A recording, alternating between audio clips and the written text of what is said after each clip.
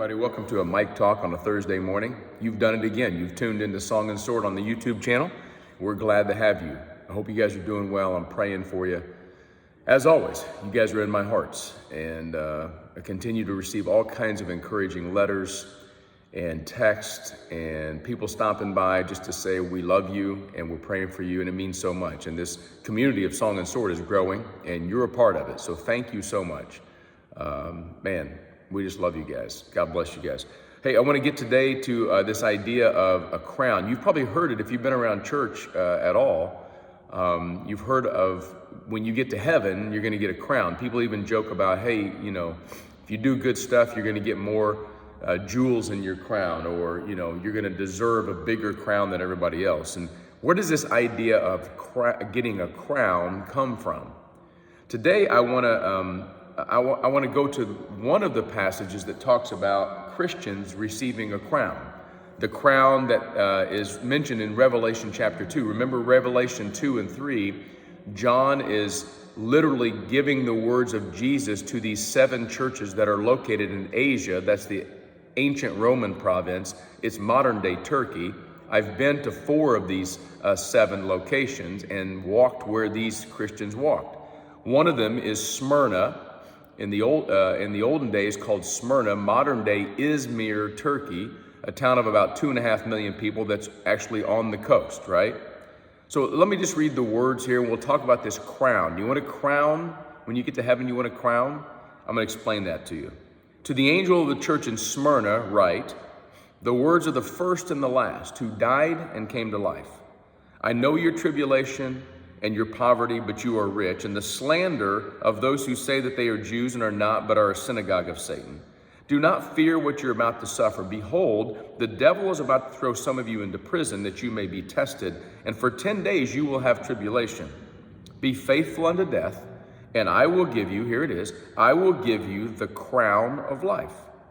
He who has an ear, let him hear what the Spirit says to the churches. The one who conquers will not be hurt by the second death. What is this crown that he's talking about? First of all, with every one of these churches, John brings a message from Jesus that is, here's who Jesus is, and here, each of them are formed to what the church needs to hear. The word to the church in Smyrna was, it's from the first and the last who was dead and came to life. And unfortunately for the church in Smyrna, there were no negative things said from Jesus to the church in Smyrna. But they had some issues. They were poor, so we think they were literally impoverished. They were not a rich church, probably made up of very poor segments of the social standing. They were facing tribulation. Part of it seems to be some fake Jews who are claiming that they're the right Jews, but they were teaching against the ways of Christ. He calls them a synagogue of Satan. But he says, you guys are going to face tribulation. This word in the Greek language, tribulation, means to be pressed or squeezed. What are you pressed or squeezed by today?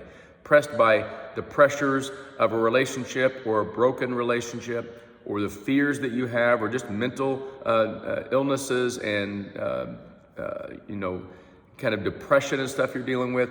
Is it financial? What's pressing you today? What's pressing in on you?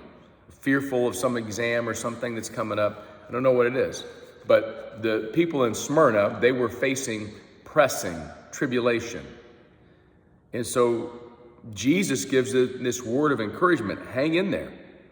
Don't give up. Stay true to the faith. Be faithful even unto death. And here's what's going to happen. I, the one who is dead and is alive, I will give you a crown of righteousness. Now that word crown is used by Paul when he's writing to Timothy in 2 Timothy 4:8. He says, and now there is in store for me a crown of righteousness, which the righteous judge will give me and everybody who follows him. James mentions this crown that you will receive in glory. 1 Peter 5:4, Peter writes about this crown. What is this crown? Well, it's important to know the word crown in the Greek language, this is really important, is the word Stephanos. If your name is Stephen or Stephan or Stephanie, your name means crown. And the Stephanos, let's call the whole thing off.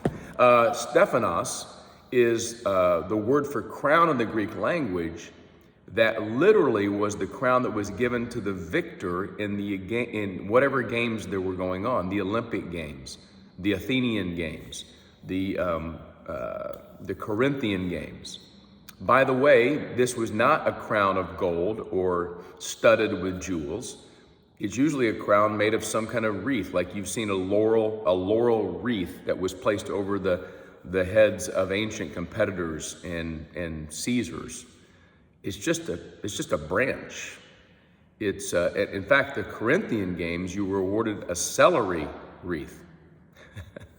You worked your hardest and you won a game and they gave you a celery wreath. What's the point?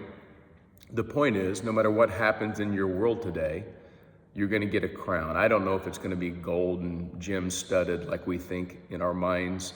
It might just be a symbol, and here's the symbol. You win. You get the crown of victory that no one can take away. Live today, run today, do today like you're going to receive a crown someday. No matter what the pressure is, be faithful, and you're going to get a crown someday. God bless you guys. Hope you have a great Thursday.